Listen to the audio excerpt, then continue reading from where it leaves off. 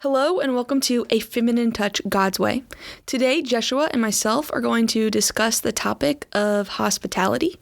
You'll hear a few stories of how others have been hospitable to us, as well as Jay and I sharing our own hospitality journeys.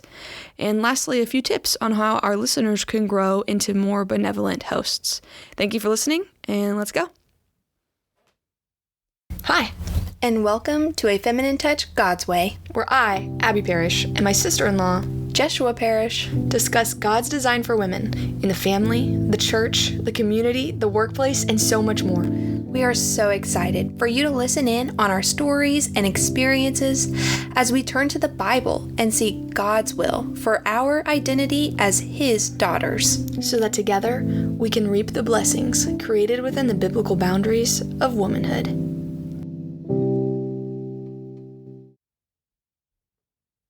All right, Jeshua, are you ready for today's conversation? Yes, ma'am. To host or not to host? That is a question we have set before us today. Hopefully by the end of the episode, they can answer it. Yeah, it's a real head scratcher. I'll tell you what. So I kind of was hoping we could start off the episode by talking about how others have been hospitable to us. So how have we benefited from hospitality? Yeah. So can you give some examples or just things that you remember of ways people have welcomed you into their home or their space and it's impacted you?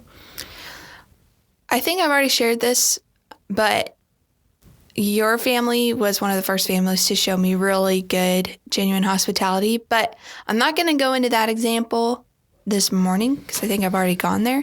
But I can think of a couple other families who have definitely poured into me. One was one of my really good friends from college, our suite mate, Rebecca. I remember we took a road trip to Arizona where her family was, and they took us in. We were visiting on the holiday, and it was me, her, and two other girls. And it stood out to me because, they didn't have enough beds for us. And that didn't disqualify us from entering their home. They set up pallets for us on the screened-in porch, and they made us yummy food that I had never tried before. And the hospitality I remember being showed in that example was, we're just giving what we have freely, and it's not a lot, and it's not glamorous, but it's ours and it's yours too. And I don't know why, but that just stood out to me. In the backdrop of other examples. And then the other example I can think of is when Gabe and I were moving here from Texas. There was this one family in particular that just really stepped up. They had all daughters, but those daughters all helped us pack up. And that's another way, I think, to show hospitality, just meeting us where we're at and the season we are in. And they also they told us, we don't want you to stay in a hotel your last night in Texas. Please just come stay in our guest bed, eat our breakfast, share with us, pray with us, be, encouraged in the word before you hit the road and start this journey. And that was, again, the same family. They actually, I think, gave us $100 for the trip. They're like, we just want to bless you guys and prepare you for your journey. And I just remember being so floored by that and just so seen and known. And they were like, you're going to take this, and if you feel like you can't or you have to give back, then what we want you to do is when you have another family that is in a similar situation as you, just do them the same courtesy. And that was just so special to me. Yeah, and they kind of left you with a charge too of just encouraging you and to follow Christ and be kind and able to host others whenever you got wherever you were going. That's pretty neat. Yeah. And also, I think... sorry. Just one more thing. No, go for it. Their children were just so enthusiastic to have us in their home. They were just so excited. And you could see it in their little minds how exciting that was. And you just couldn't help but feel welcome. And it was just so sweet. So, but... Yeah, that makes sense because the kids were wanting you there. Yeah. They were all kids, right? They weren't in their teens yet. Yeah, I think the oldest was 11. She was like, I'm a tween. Okay. I'm between a teenager and not. You're like, oh, okay. Thank you for clarifying that. Yeah, they're just so sweet. Yeah, I think one thing that's really wonderful about hospitality is that you're not limited in the space that you have.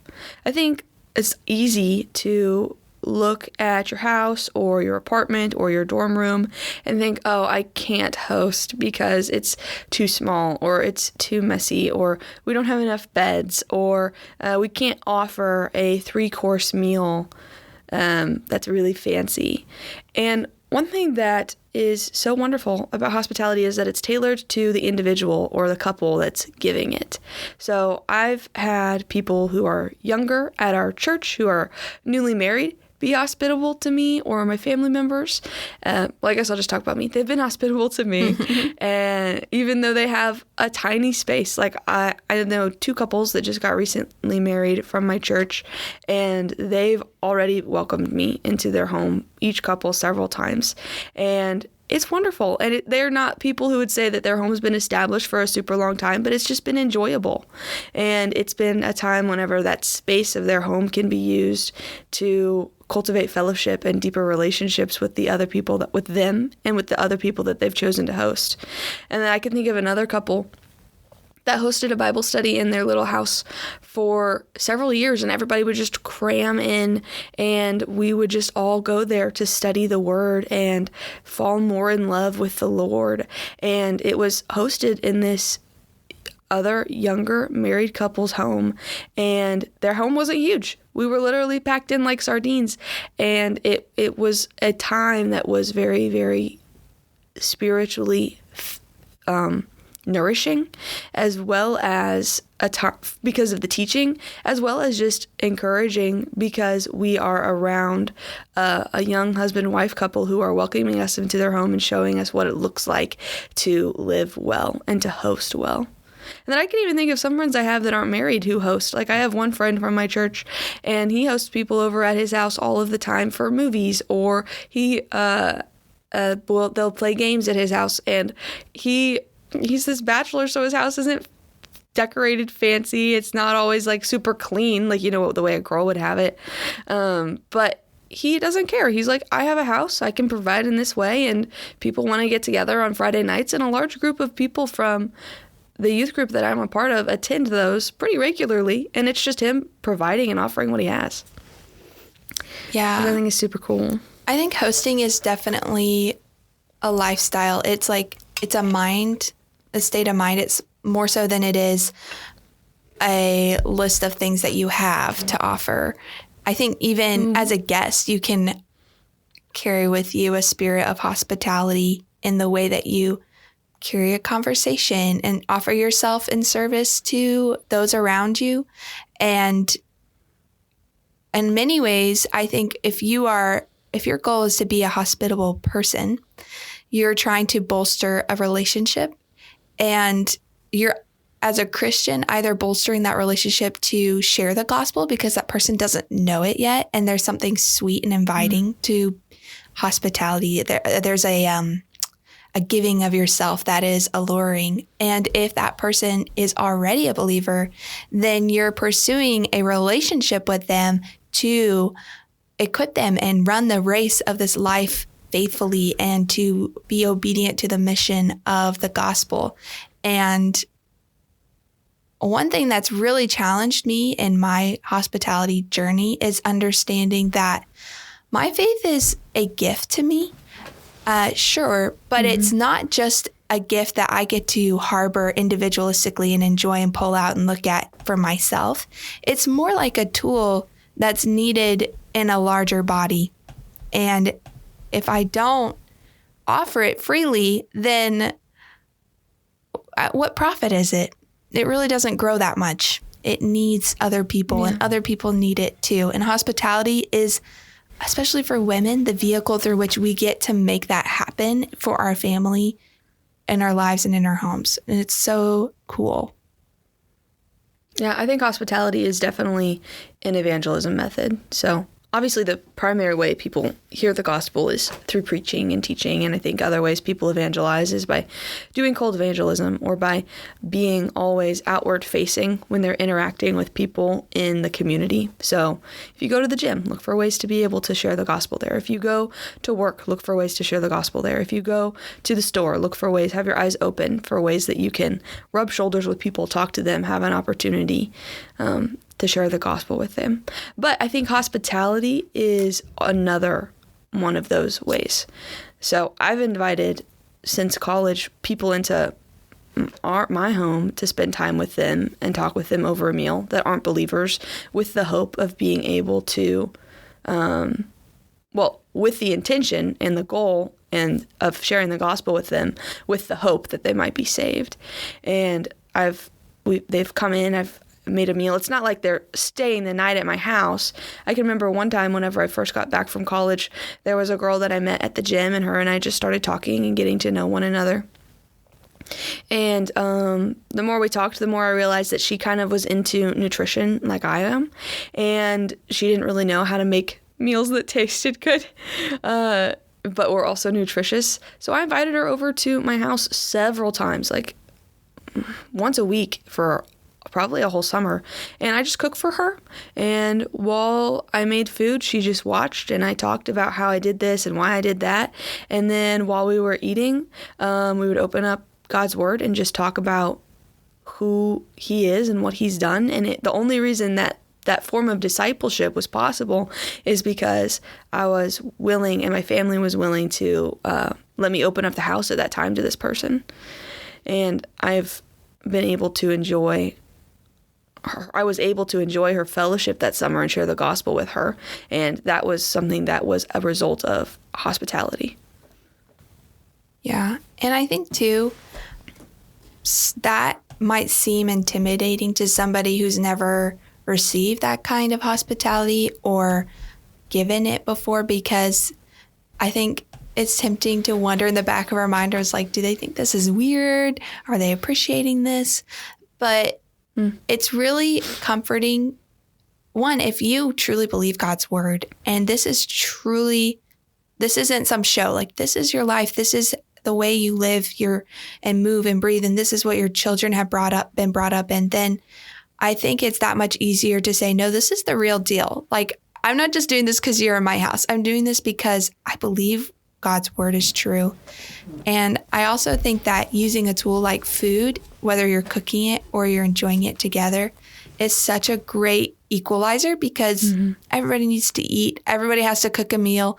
And I don't know, I think God just designed something about sharing a meal with a person to be so life-giving, not just for our bodies, but also for our spirits and our emotional well-being of, oh, I'm just like you. I need food too. And that, I don't know, that's just definitely not an accident. And it's very intriguing to me. Yeah, death and food are the great equalizers. That's right.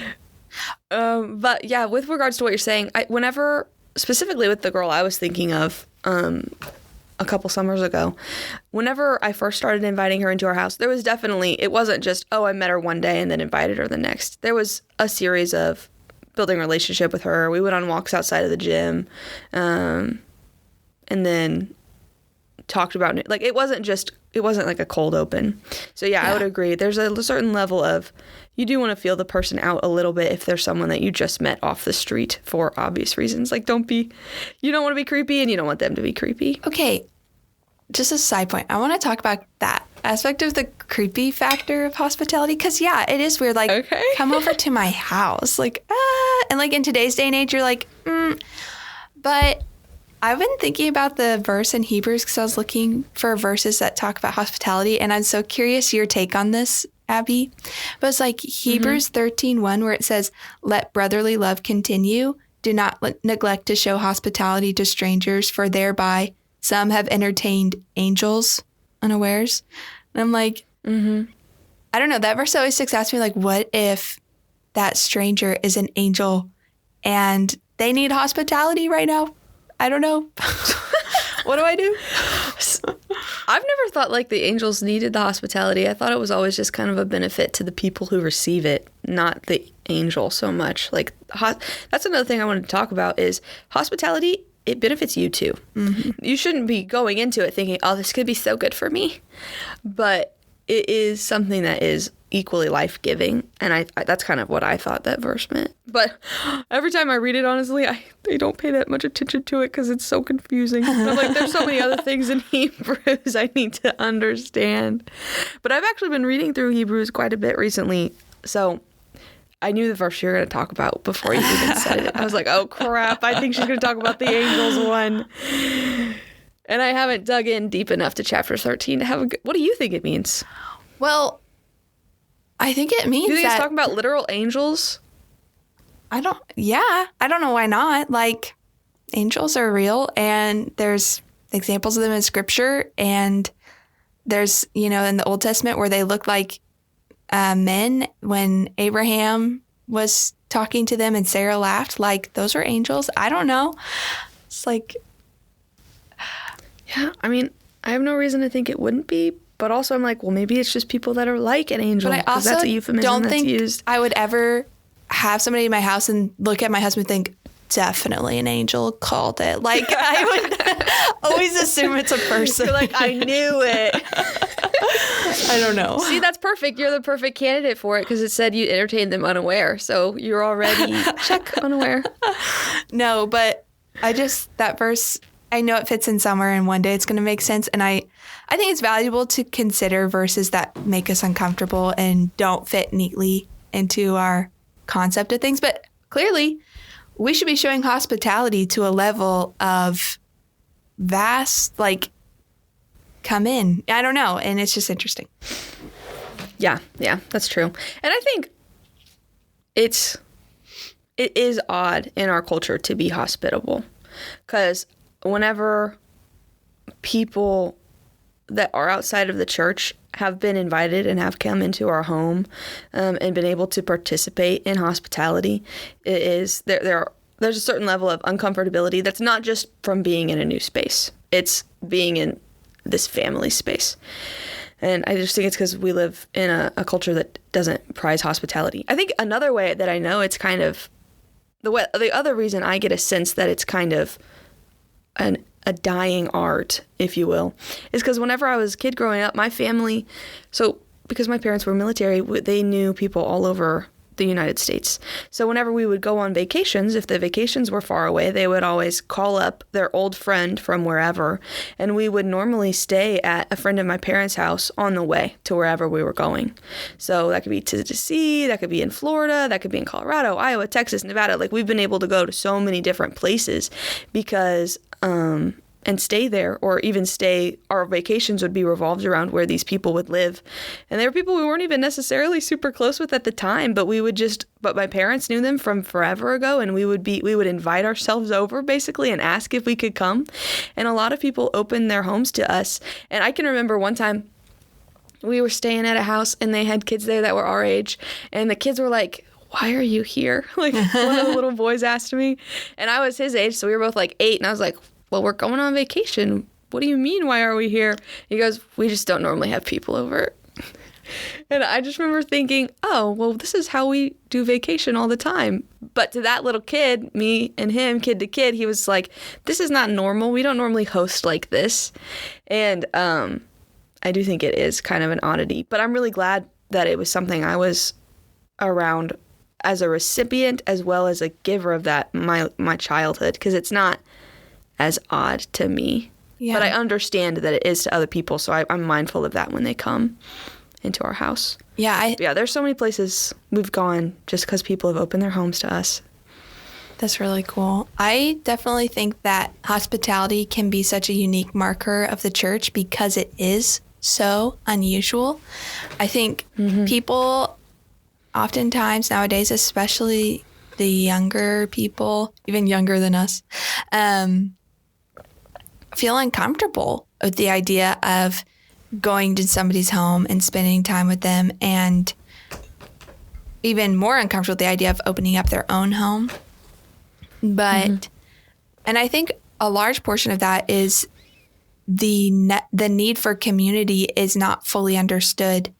And Christians have a call to be united and to be in fellowship with one another. So whether we like it or not, that is necessary for Christian living. And so it's really just necessary for human living. And regardless if the world understands it, that's something that's one easy way we can stand out in the culture. And that's an incredible opportunity. I would agree. I know, though, that was not something that you always thought. Like, I can remember whenever you and Gabe first got married, hospitality was not nearly as much on your radar then as it is now. And I kind of wanted to know what changed that for you?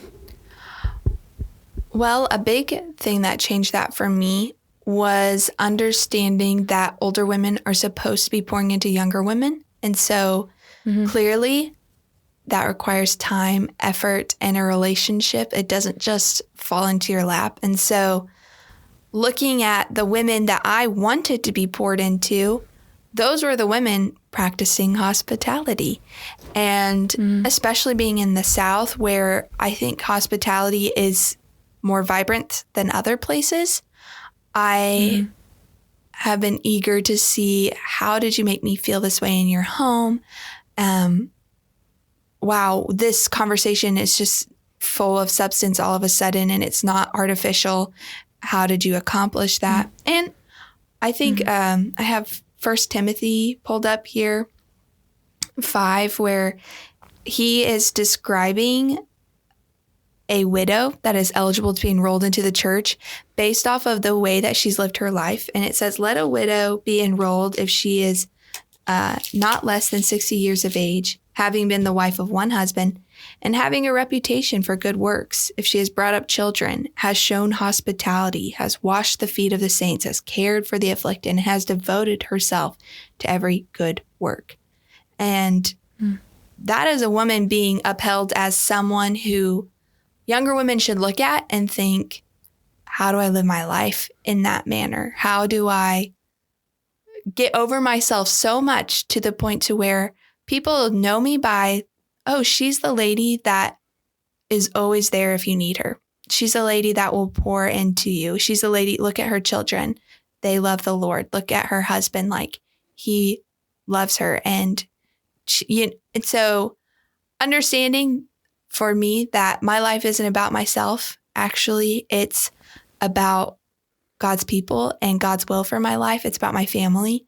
And so I need to start living in that way. And hospitality is a very necessary tool to achieve that goal. Yeah, I would agree. I think it's just a way of inviting people into a space that is your own, but it's not entirely your own. It's been given to you by the Lord to steward. And I think it's just part of stewarding that space well, is saying, yeah, I have this home, I have this dorm room, I have this apartment, and it's something that I am supposed to care for and tend, and I can welcome other people in and allow them to enjoy the reprieve that I get when I come in. I want to share that with others as well. And I think that there is a need for it. I think that you're right. People neglect community, or they just don't understand the value of entering into another person's home and serving and being served, and that it does a lot of people a disservice. And I think one of the lies that can be easy to fall into when it comes to hospitality is, well, I don't have anything to offer.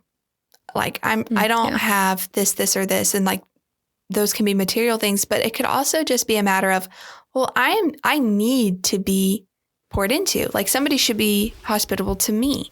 And that might be true. Like, you might actually need somebody to pour into you. But I find that the best way to get that is to actually be the one to pour. I would agree. And it feels backwards. Like, for me, I just always thought, well, I'm the new person. Like, you should be welcoming me, or I'm, because military, you often are the new person. But what I found is, if you are willing to pour into that person first, and that's not the main motive why you do that, but 3-4 months down the road, after continually checking in on this person, trying to do life with them. All of a sudden you have a relationship that's give and take. And it started because you opened your door, not because you waited and tapped your foot. And finally that person got the cue and had you over for dinner, you know? No, I think that makes total sense. We shouldn't expect other people to. It doesn't make sense, and I don't think it's healthy to always impress upon other people what they should be doing whenever we ourselves aren't willing to do it. Like, oh, you need to have me over if you want to have a relationship with me. Oh, you need to start hosting if you want these things to go well, or if you want this or that. And I think we should take that mantle if we see it not being taken up by others, or if we see it being taken up by others and we just want to aid and help them and do more. Yeah. I think it's really easy whenever someone is doing something. So I don't know. I just think back to whenever I was running the school. It's easy for other people to give their 2 cents and say, you should do this. I feel like the Lord is really telling me that you should do something like within the context of hospitality. Oh, you should host people. I really feel like the Lord is telling me you should open up your home, you know? And if that's the case, then maybe you should open up your home, you know, instead of encouraging somebody else to do it, instead of telling them they need to do it. And I think that's what you're saying is you realized I'm not going to be able to tell others that they necessarily need to open their home to me, but I can, in turn, open my home to them, because you do feel the pull and the tug of the Holy Spirit to be in better fellowship with them, and you're accomplishing that in the way, with the means that you know how to, instead of pushing that responsibility onto another. Yeah, and even if you don't have a home and you're thinking, well, I literally don't even have a home to offer, and I want these relationships, like, go live in a cardboard box. Go for a walk. Like, invite that person to, or if they have kids, go take your kids to the park. Like, ask them if you can meet them at the park. Like, consider the season of the person you're trying to be hospitable to, and find ways to serve them and meet them where they're at, instead of expecting them to meet you where you're at.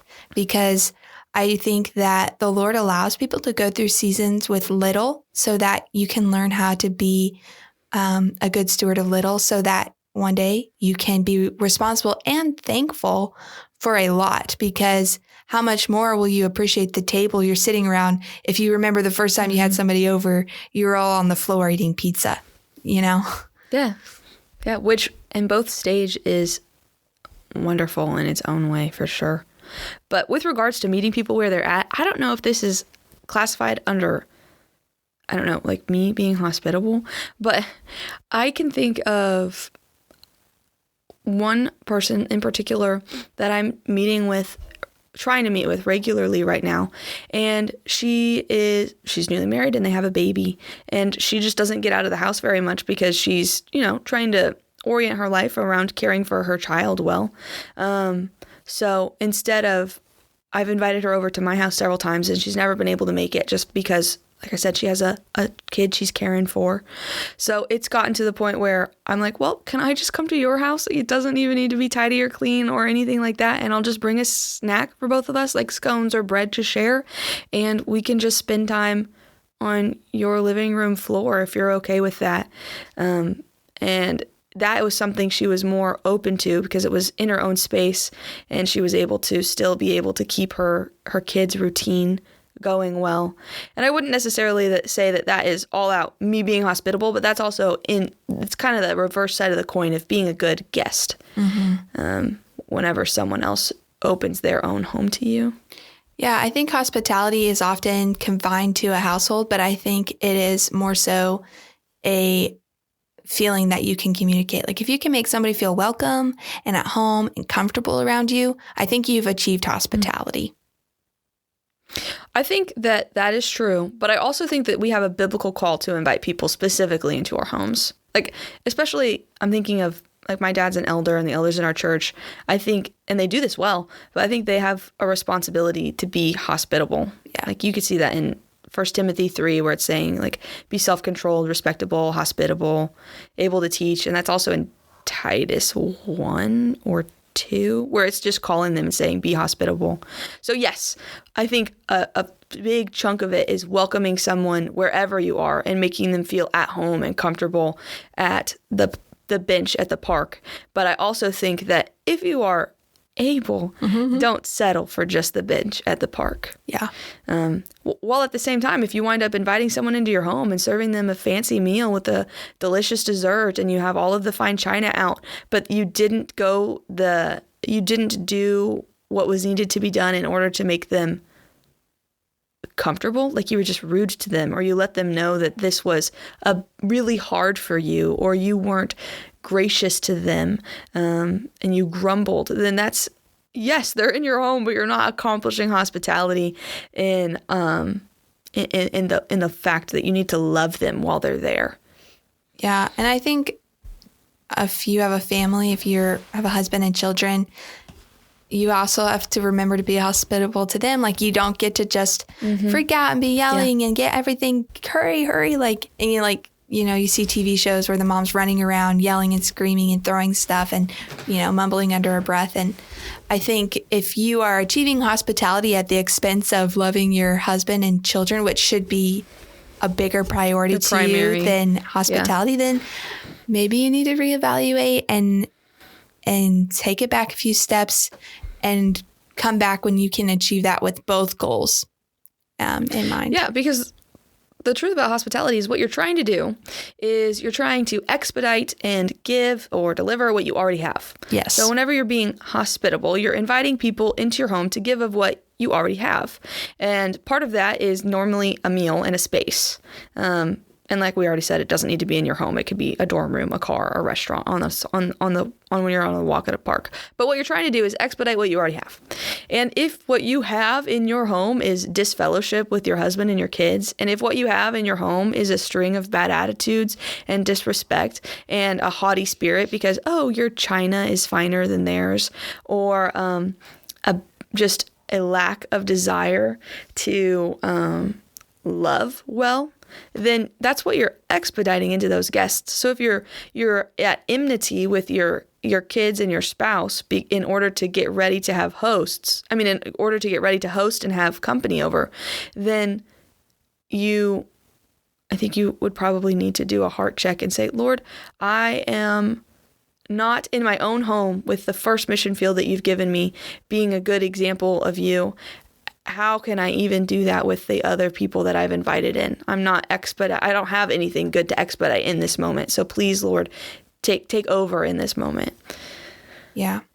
And I think too that it's very beneficial to, before you even attempt hospitality, if you haven't yet, is to consider what season of life you are in so that you can manage expectations with reality and actually achieve that goal.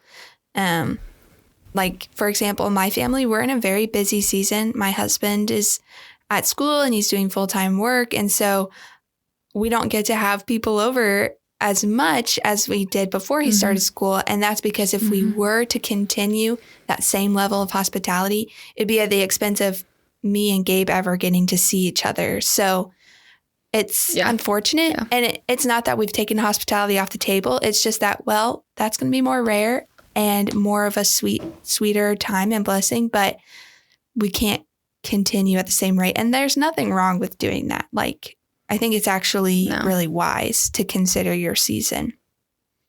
Yeah, that makes me think of 1 Timothy 6:17, where Paul is talking to Timothy and he's basically saying, command these people who are rich to not be arrogant and to use their wealth wisely. And in 18, he says, tell them to be good in their deeds and tell them to be rich and generous in their giving and willing to share. So that's what he's saying. He's like, if you have money or if you have the home, if you have the ability to accomplish something, don't be stingy and miserly with it. Just do what you can for the kingdom of God. And then also Paul in 2 Corinthians 8, he says to the other people, he's like, give out of your willingness to give. And give a gift that is acceptable according to what one has, not to what you don't have. So we are not asked to, if you're in college and all you have is paper plates and plastic utensils and Chinese takeout, we're not trying to encourage or push you into having a huge fancy meal where you take all of your friends out to the best restaurant in town. If you're in a season of life like you, Jay, I wouldn't encourage you to say, yeah, every weekend that Gabe is home, you need to be having people in your home, because hospitality is where it's at. Hospitality is what is advancing the kingdom of God. And that's true. It does advance the kingdom of God, but the priorities need to be right, and we need to give it in a way that is to the Lord and according to what we have, not to what we don't have. Right. I totally agree. I think we've got about 10 more minutes left. I would love to just go over some practical tips for our listeners who maybe this is the first time they've considered trying hospitality, or they're like, okay, but I just find it really intimidating if they have kids. Like, what do I do? I would just love to get into some of those practical scenarios of things that you and I have learned in our experience being hospitable. Yeah, I agree. You want to go first?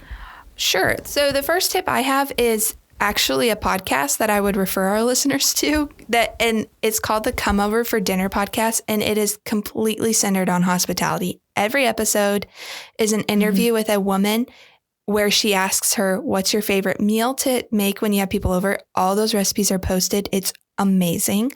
And that's awesome. Just what is your family culture? How do you facilitate this? Like, what do you do with the kids? All those questions they go over, and it's real people with real homes. And I just find it really helpful and encouraging to me. And I've gotten a lot of yummy recipes out of spending time on that podcast. So that'd be my first tip. Yeah, I think that's a good one. Another one that I would have is that whenever you're hosting people at your home, remember that what you're doing is you are taking care so that others don't have to.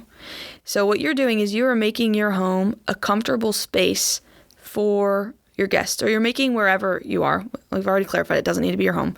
You're making what you're doing comfortable for others. So just keeping that in mind of how can I serve the people well that are coming, and keeping that as a goal. I know it's kind of an umbrella of my other practical tips, so that's why I wanted to bring it out, is you're sacrificing yourself. You're being like Christ, who sacrificed himself for the church. You're doing the same thing. You're sacrificing your own comfort so that others can have comfort. And that is, for me, a super helpful mindset to have whenever I am being hospitable to others, because there are times whenever, like, for example, I'm allergic to a couple of different foods, and there are times whenever I have been making a meal for everybody else that I can't have, and once or twice, like, I've been upset about it. I'm like, I can't believe I'm putting all of this time and literally spending a couple hours making this amazing food, or at least I hope it's amazing, that I can't eat. And Lord, I need you to give me a good attitude about it. And I'm reminded, well, it's not about me. It's about me being able to be like Christ to these people and serve them and give of myself and give of what I have, which is time to cook it and the ingredients to make it, so that they can enjoy the time with myself and with the other believers who are going to be coming into my home. So just a reminder that it doesn't need to be necessarily something that is for you. You're serving them, not yourself. Yeah. I think another great tip is just when you are having somebody over for dinner, make a point to ask if there is any dietary restrictions, because for me, as somebody who's allergic to gluten, I always appreciate when somebody asks me, because I'm never going to say, oh, by the way, I can't have gluten, because I don't want them to go through a lot. I'll just, if they don't have a lot of options, I'll just eat a lot of salad, or something. Yeah. Yeah. But if they ask ahead of time, it makes it not awkward, and you can let them know. Yeah. Yes. And I often find people ask, well, what can I bring? And while it might be tempting to just say, oh, I've got it, and maybe you understand that maybe like that mom just had a baby, and you understand like they're asking, but they have so much on their plate. Maybe it is appropriate to say, I've got it, like read the situation. But I find often they want to contribute. They want to walk in the door with something because they want to show hospitality too. And so making a point to find something that actually would be helpful is totally okay and appropriate. Actually, so I have to tell a story on that, and it'll be really fast. My husband recently threw me a kind of surprise birthday party, and he made the food And apparently he asked one of our friends to make the cake. And she's gluten-free too. And she said, okay, what kind of cake do you want? And he just said, it needs to be Italian. I'm making pasta. And she said, what? She's like, I hope we like this. I have no idea what Italian cake qualifies as. I was like, he just said it needs to be Italian. She goes, yep, the challenge was real. I was like, oh my gosh. That's awesome. Well, did she pass? Was it good? It was good. It was delicious. It was really sweet. Did it make you speak with an Italian accent like Mario? Oh my gosh. But yeah. I would say another way that people can, a tip that goes towards hospitality is trying to keep your space hospitable. So I think that just means don't be slovenly. Not that your house needs to be tidied up perfectly. And I bet, Jay, you'll have a point on that too, because I know we've talked about it in the past.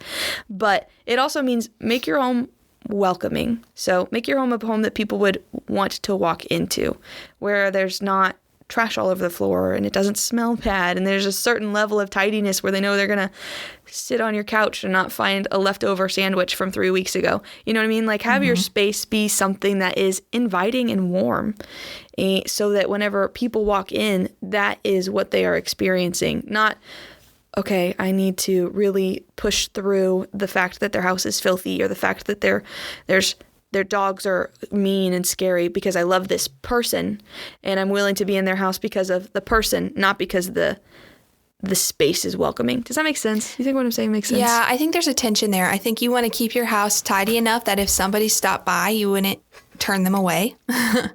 But it doesn't have to be so tidy that the idea of somebody coming by stresses you out. Like, oh my gosh, I have dirty dishes in the sink. And no, like, it's okay that people know you live in your house. That's what it's for. But it's not okay to live like a slob, you know? There's a tension there. Yeah.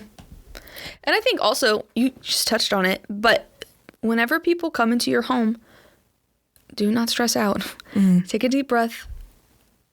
Pray to the Lord. Say, God, I have company coming, or people stop by unexpectedly, or I'm going to be doing a hosting thing in some capacity, and I really need you, Lord, to give me peace, because I want to be nervous. And whenever we are stressed out, first of all, we're not supposed to be stressed. We're not supposed to be anxious about anything, but in all things with prayer and supplication, we're supposed to make our requests known to the Lord. So whenever we allow ourselves to stress out, first of all, it makes people uncomfortable in our home. And second of all, it just puts us at enmity and at odds with the people that are there that we're either family to, that are helping us get ready, or that are our guests. Like, they can pick up on it, and it hampers hospitality.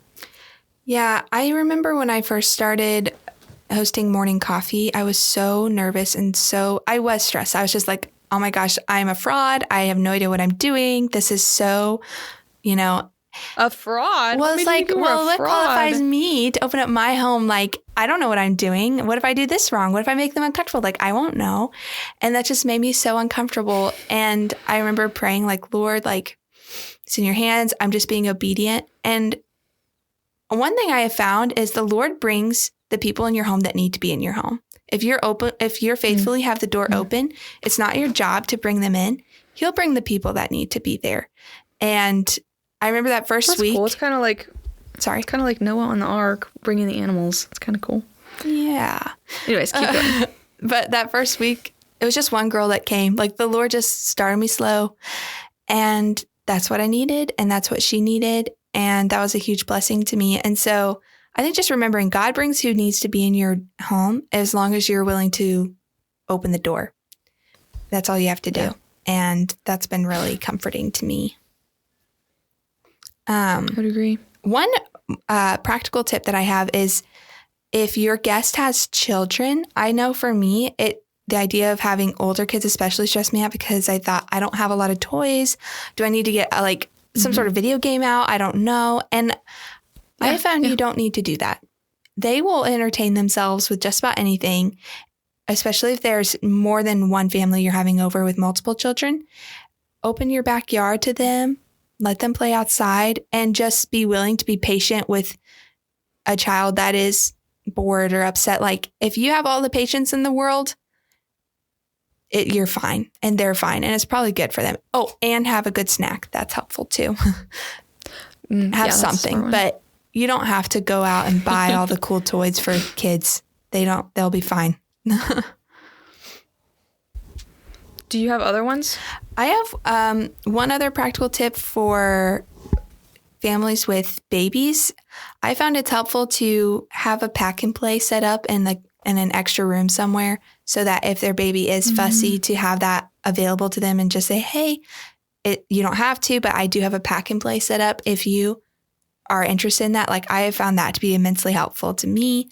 And additionally, if that mom is still nursing, having a space that's comfortable for her to go, like just saying, oh, if your baby's hungry, I mean, you're welcome to do whatever you're comfortable with, but I do have this room available. And then not like be weird about it, but if it's like, if she seems comfortable, like go follow her and don't let her be alone during that time. Like still let her be a part of engaging, or if they're crying or something, like just make it clear, like, hey, your baby's crying, just so you know, it doesn't bother us. If you have no reason to be uncomfortable, we love kids and it is just a part of our everyday life. So don't let it bother you. And I think just having, especially for newer parents, just having that kind of piece, I know that was really helpful for me.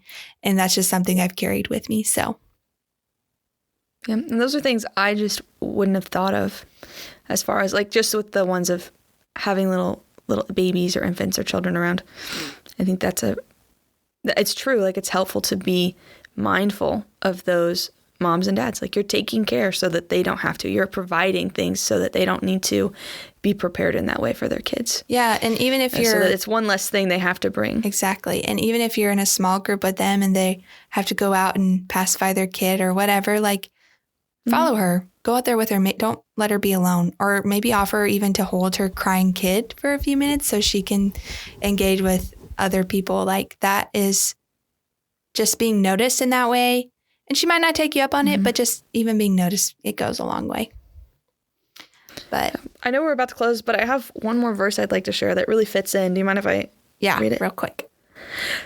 So Romans 12, I'm starting at 11. It says, never be lacking in zeal, but keep your spiritual fervor, serving the Lord.